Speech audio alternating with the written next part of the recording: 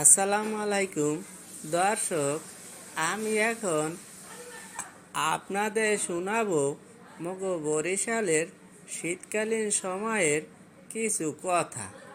শীতকাল আসলে মোর বাহে খেজুরের রস সংগ্রহ করিয়া মগো বাসায় নিয়ে আইতো।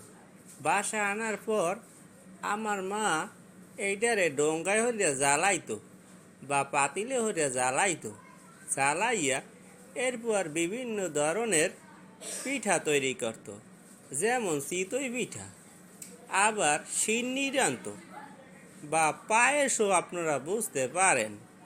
এভাবে তৈরি করত বিভিন্ন ধরনের আরও অন্যান্য পিঠা মা তৈরি করত, আর আমরা এটা খেয়ে অনেক মজা পেতাম।